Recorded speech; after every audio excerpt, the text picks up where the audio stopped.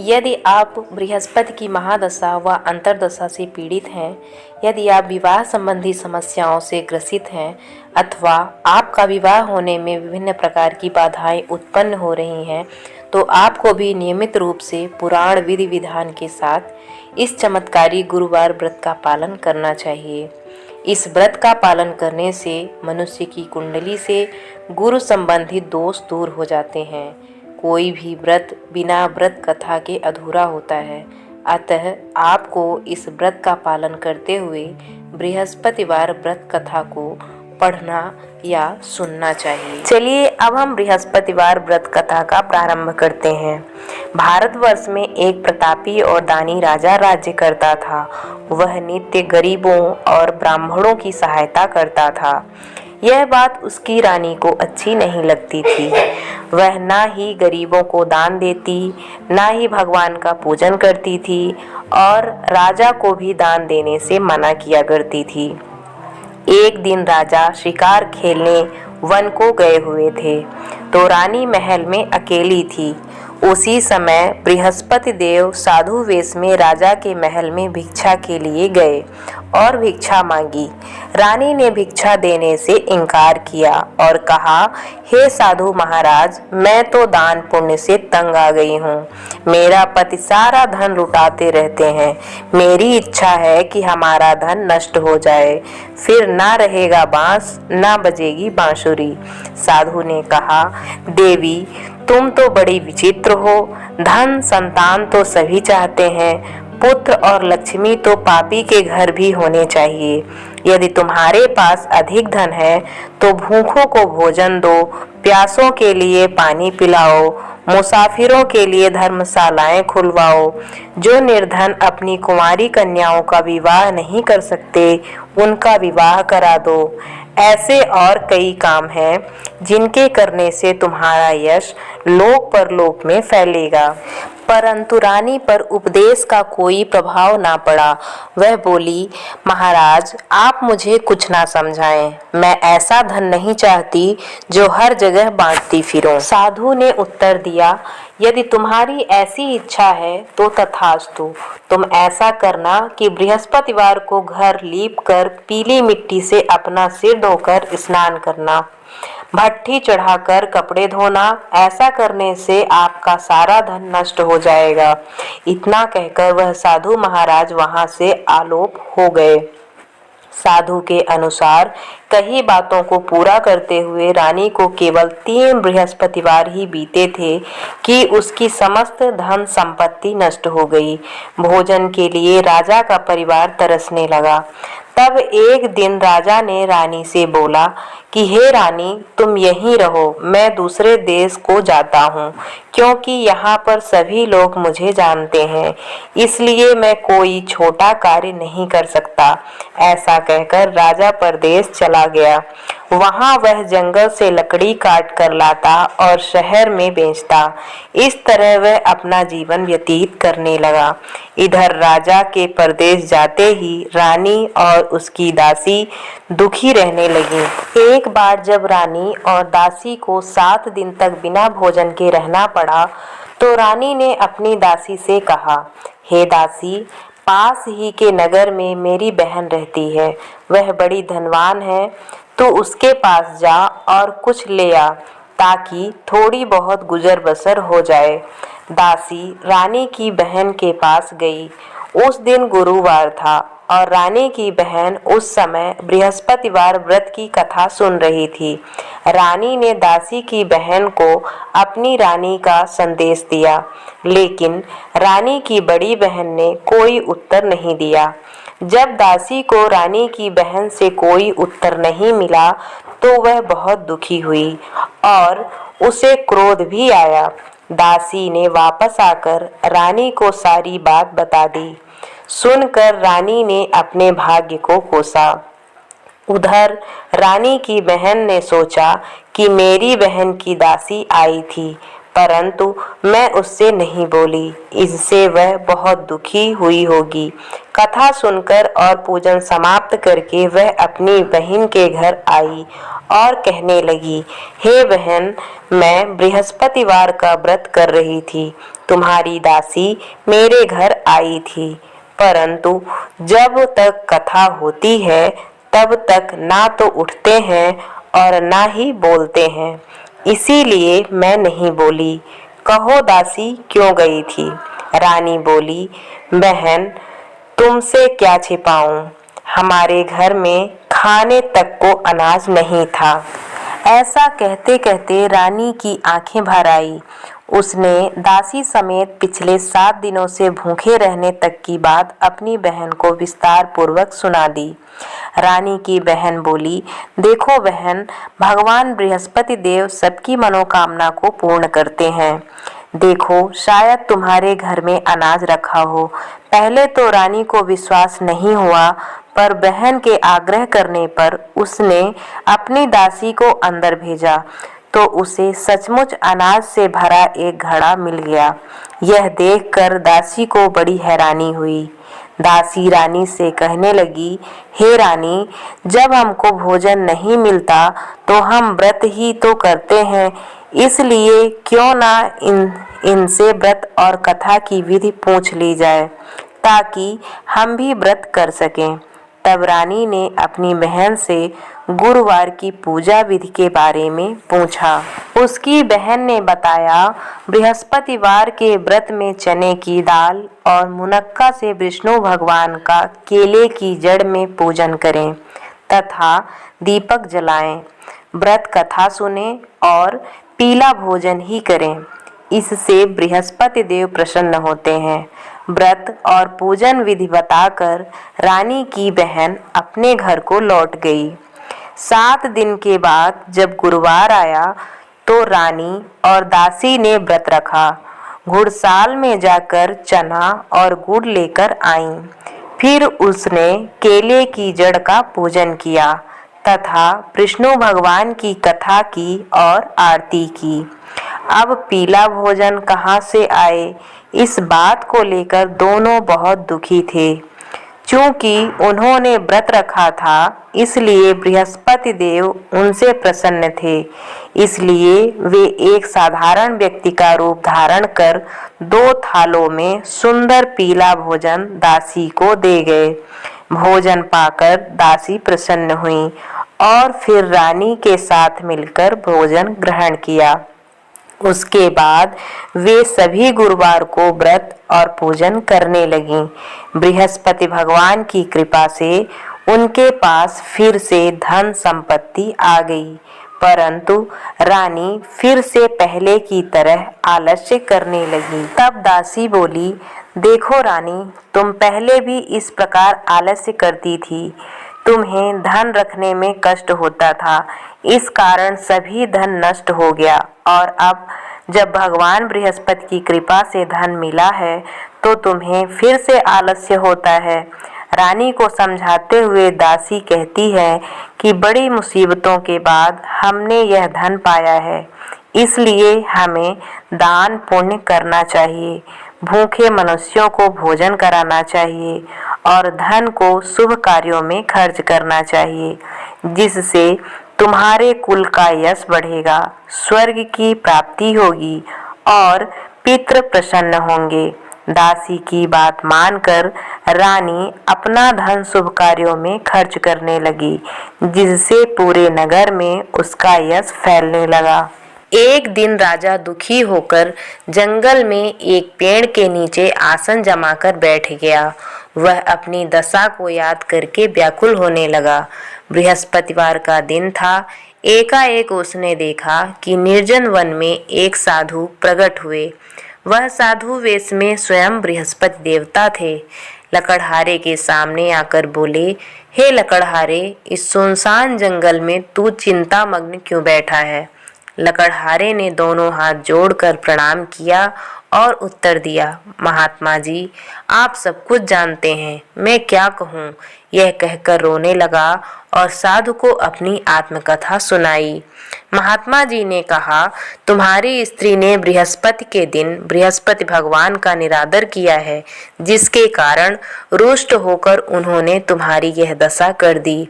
अब तुम चिंता को दूर करके मेरे कहने पर चलो, तो तुम्हारे सब कष्ट दूर हो जाएंगे और भगवान पहले से भी अधिक संपत्ति देंगे। तुम बृहस्पति के दिन कथा किया करो। 2 पैसे के चने मुनक्का लाकर उसका प्रसाद बनाओ और शुद्ध जल में लोटे में शक्कर मिलाकर अमृत तैयार करो।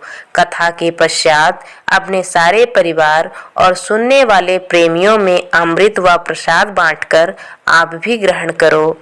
ऐसा करने से भगवान तुम्हारी सब मनोकामनाएं पूरी करेंगे।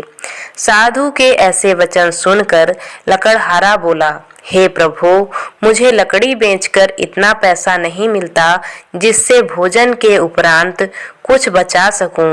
मैंने रात्रि में अपनी पत्नी को व्याकुल देखा है। मेरे पास कुछ नहीं जिससे मैं उसकी खबर मांग सकूं। साधु ने कहा, हे लकड़हारे, तुम किसी बात की चिंता मत करो। बृहस्पति के दिन तुम रोजाना की तरह लकड़ियां लेकर शहर को जाओ। तुमको रोज से दुगना धन प्राप्त होगा, जिससे तुम भली भांति भोजन कर लोगे तथा बृहस्पति देव की पूजा का सामान भी आ जाएगा। इतना कहकर साधु अंतर्ध्यान हो गए। धीरे धीरे समय व्यतीत होने पर फिर वही बृहस्पतिवार का दिन आया। लकड़हारा जंगल से लकड़ी काटकर किसी शहर में बेचने गया। उसे उस दिन और दिन से अधिक पैसा मिला। राजा ने चना, गुड़ आदि लाकर गुरुवार का व्रत किया। उस दिन से उसके सभी क्लेश दूर हुए, परंतु जब दोबारा गुरुवार का दिन आया तो बृहस्पतिवार का व्रत करना भूल गया। इस कारण बृहस्पति भगवान नाराज हो गए। उस दिन उस नगर के राजा ने विशाल यज्ञ का आयोजन किया तथा शहर में यह घोषणा करा दी कि कोई भी मनुष्य अपने घर में भोजन न बनावे, न आग जलावे। समस्त जनता मेरे यहाँ भोजन करने आवे। इस आज्ञा को जो ना मानेगा उसे फांसी की सजा दी जाएगी। इस तरह की घोषणा संपूर्ण नगर में करवा दी गई। राजा की आज्ञानुसार शहर के सभी लोग भोजन करने गए, लेकिन लकड़हारा कुछ देर से पहुंचा, इसलिए राजा उसको अपने साथ घर लिवा ले गए और ले जाकर भोजन करा रहे थे तो रानी की दृष्टि उस खूंटी पर पड़ी जिस पर उसका हार लटका हुआ था। वह वहां पर दिखाई नहीं दिया। रानी ने निश्चय किया कि मेरा हार इस मनुष्य ने चुरा लिया है। उसी समय सिपाहियों को बुलाकर उसको कारागार में डलवा दिया। जब लकड़हारा कारागार में पड़ गया और बहुत दुखी होकर विचार करने लगा कि जाने कौन से पूर्व जन्म के कर्म से मुझे यह दुख प्राप्त हुआ है, और उसी साधु को याद करने लगा जो कि जंगल में मिला था। उसी समय तत्काल बृहस्पति देव साधु के रूप में प्रकट हुए और उसकी दशा को देखकर कहने लगे, अरे मूर्ख, तूने बृहस्पति देव की कथा नहीं करी, इस कारण तुझे दुख प्राप्त हुआ है। अब चिंता मत कर। बृहस्पतिवार के दिन कारागार के दरवाजे पर 4 पैसे पड़े मिलेंगे। उनसे तू बृहस्पति देव की पूजा करना, तेरे सभी कष्ट दूर हो जाएंगे। बृहस्पति के दिन उसे 4 पैसे मिले। लकड़हारे ने कथा कही। उसी रात्रि को बृहस्पति देव ने उस नगर के राजा को स्वप्न में कहा, हे राजा, तुमने जिस आदमी को कारागार में बंद कर दिया है वह निर्दोष है, वह राजा है, उसे छोड़ देना। रानी का हार उसी खूंटी पर लटका है। अगर तू ऐसा नहीं करेगा तो मैं तेरे राज्य को नष्ट कर दूंगा। इस तरह रात्रि के स्वप्न को देखकर राजा प्रातःकाल उठा और खूंटी पर हार देखकर लकड़हारे को बुलाकर क्षमा मांगी तथा लकड़हारे को योग्य सुंदर वस्त्र आभूषण देकर विदा कर दिया। बृहस्पति देव की आज्ञानुसार लकड़हारा अपने नगर को चल दिया। राजा जब अपने नगर के निकट पहुंचा तो उसे बड़ा आश्चर्य हुआ। नगर में पहले से अधिक बाग, तालाब, कुएं तथा बहुत सी धर्मशाला, मंदिर आदि बन गई हैं। राजा ने पूछा कि यह किसका बाग और धर्मशाला है? तब नगर के सब लोग कहने लगे, यह सब रानी और वांदी के हैं। तो राजा को आश्चर्य हुआ और गुस्सा भी आया। जब रानी ने यह खबर सुनी कि राजा आ रहे हैं तो उन्होंने बांदी से कहा कि हे दासी, देख राजा हमको कितनी बुरी हालत में छोड़ कर गए थे। हमारी ऐसी हालत देखकर वह लौट ना जाएं, इसलिए तू दरवाजे पर खड़ी हो जा। आज्ञा अनुसार दासी दरवाजे पर खड़ी हो गई। राजा आए तो उन्हें अपने साथ लिवा लाई। तब राजा ने क्रोध करके अपनी रानी से पूछा कि यह धन तुम्हें कैसे प्राप्त हुआ है? तब उन्होंने कहा, हमें यह सब धन बृहस्पति देव के इस व्रत के प्रभाव से प्राप्त हुआ है। राजा ने निश्चय किया कि 7 रोज बाद तो सभी बृहस्पति देव का पूजन करते हैं, परंतु मैं प्रतिदिन दिन में 3 बार कहानी तथा रोज व्रत किया करूंगा। अब हर समय राजा के दुपट्टे में चने की दाल बधी रहती तथा दिन में 3 बार कहानी कहता।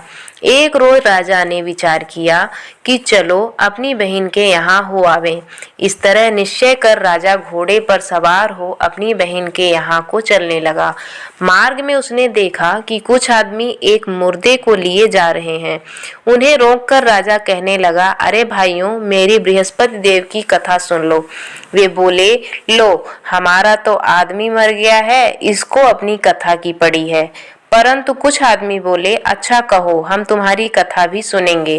राजा ने दाल निकाली और जब कथा आधी हुई थी कि मुर्दा हिलने लग गया और जब कथा समाप्त हो गई तो राम राम कह के मनुष्य उठकर खड़ा हो गया।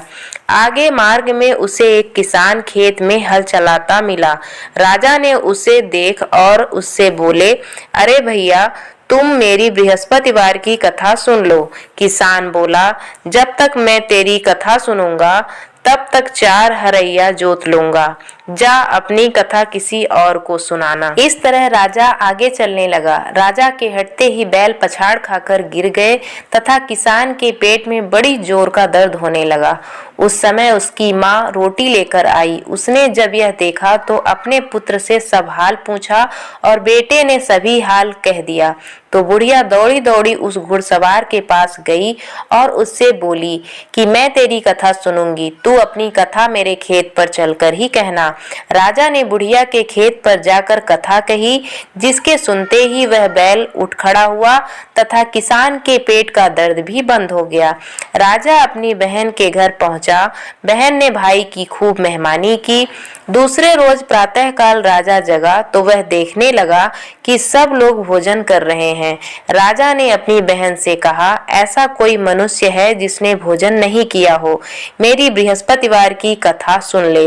बहन बोली, हे भैया, यह देश ऐसा ही है कि पहले यहाँ लोग भोजन करते हैं, बाद में अन्य काम करते हैं। अगर कोई पड़ोस में हो तो देख आऊं। वह ऐसा कहकर देखने चली गई, परंतु उसे कोई ऐसा व्यक्ति नहीं मिला जिसने भोजन ना किया हो।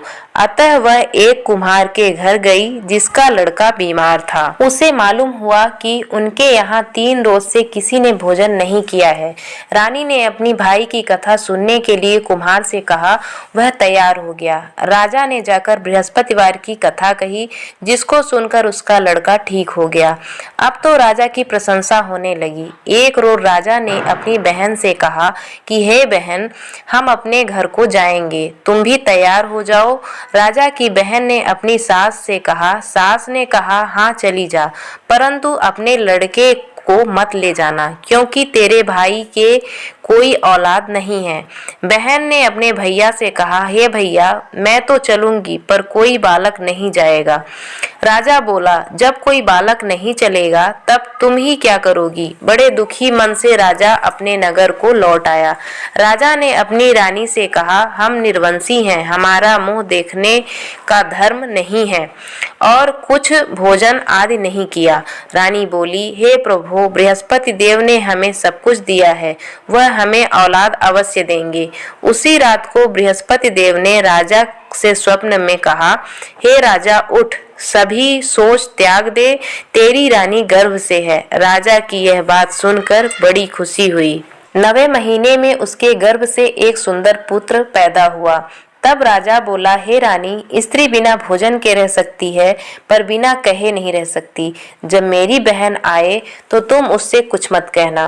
रानी ने सुनकर हाँ कर दिया। जब राजा की बहन ने यह शुभ समाचार सुना तो वह बहुत खुश हुई तथा बधाई लेकर अपने भाई के यहाँ आई। तभी रानी ने कहा, घोड़ा चढ़कर तो नहीं आई, गधा चढ़ी आई। राजा की बहन बोली, भाभी, मैं इस प्रकार ना कहती तो तुम्हें औलाद कैसे मिलती। बृहस्पति देव ऐसे ही हैं, जैसी जिसके मन में कामनाएं हैं सभी को पूर्ण करते हैं। जो सद्भावना पूर्वक बृहस्पतिवार का व्रत करता है एवं कथा पढ़ता है अथवा सुनता है, दूसरों को सुनाता है, बृहस्पति देव उसकी सभी मनोकामना पूर्ण करते हैं। भगवान बृहस्पति देव उसकी सदैव रक्षा करते हैं। संसार में जो मनुष्य सद्भावना से भगवान जी का पूजन व्रत सच्चे हृदय से करते हैं तो उनकी सभी मनोकामनाएं पूर्ण करते हैं। जैसी सच्ची भावना से रानी और राजा ने उनकी कथा का गुणगान किया तो उनकी सभी इच्छाएं बृहस्पति देव जी ने पूर्ण की थी। इसलिए पूर्ण कथा सुनने के बाद प्रसाद लेकर जाना चाहिए। हृदय से उनका मनन करते हुए जयकारा बोलना चाहिए। बोलो बृहस्पति देव की जय, भगवान विष्णु की जय। अब हम दूसरे कथा का प्रारंभ करते हैं। प्राचीन काल में एक ब्राह्मण रहता था। वह बहुत निर्धन था। उसके कोई संतान नहीं थी। उसकी स्त्री बहुत मलिनता के साथ रहती थी। वह स्नान ना करती, किसी देवता का पूजन ना करती। इससे ब्राह्मण देवता बड़े दुखी थे। बेचारे बहुत कुछ कहते थे किंतु उसका कुछ परिणाम ना निकला। भगवान की कृपा से ब्राह्मण की स्त्री के कन्या रूपी रत्न पैदा हुआ। कन्या बड़ी होने पर प्रातः स्नान करके विष्णु भगवान का जाप वह बृहस्पतिवार का व्रत करने लगी। अपने पूजन पाठ को समाप्त करके विद्यालय जाती तो अपनी मुट्ठी में जौ भर के ले जाती और पाठशाला के मार्ग में डालती जाती।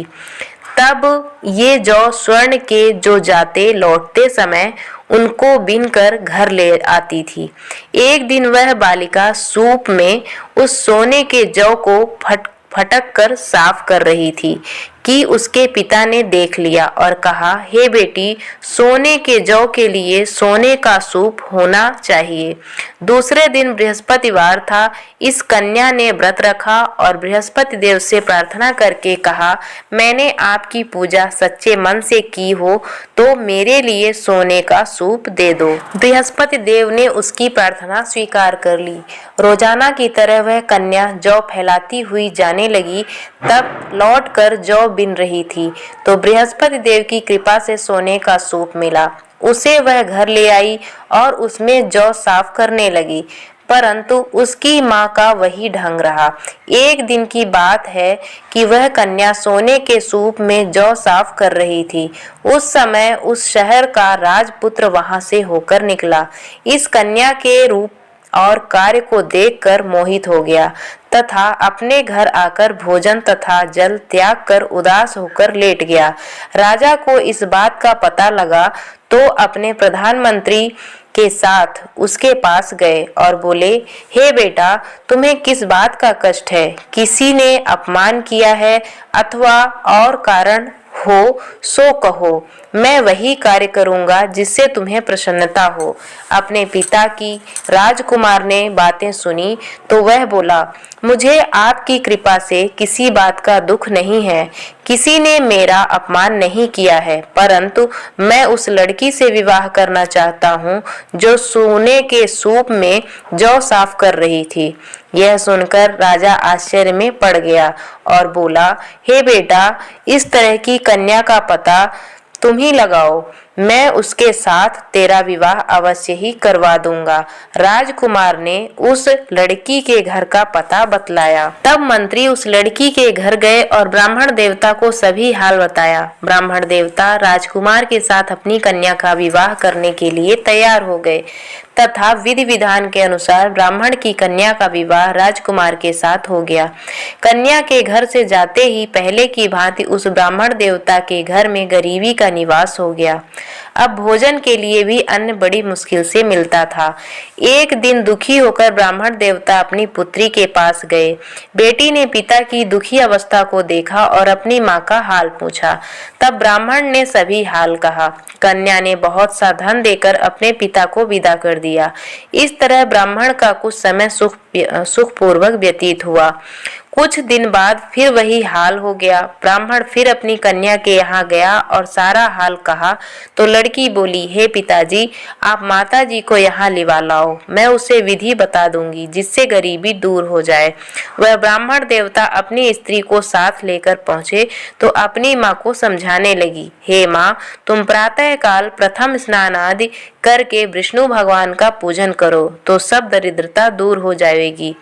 परंतु उसकी माँ ने एक भी बात नहीं मानी और प्रातः काल उठकर अपनी पुत्री के बच्चों को जूठन को खा लिया। इससे उसकी पुत्री को भी बहुत गुस्सा आया और एक रात को कोठरी से सभी सामान निकाल दिया और अपनी माँ को उसमें बंद कर दिया। प्रातः काल उसे निकाला तथा स्नान आदि करा के पाठ करवाया तो उसकी माँ की बुद्धि ठीक हो गई और फिर प्रत्येक बृहस्पतिवार को व्रत रखने लगी। इस व्रत के प्रभाव से उसके माँ बाप बहुत ही धनवान और पुत्रवान हो गए और बृहस्पति जी के प्रभाव से इस लोक के सुख भोग कर स्वर्ग को प्राप्त हुए।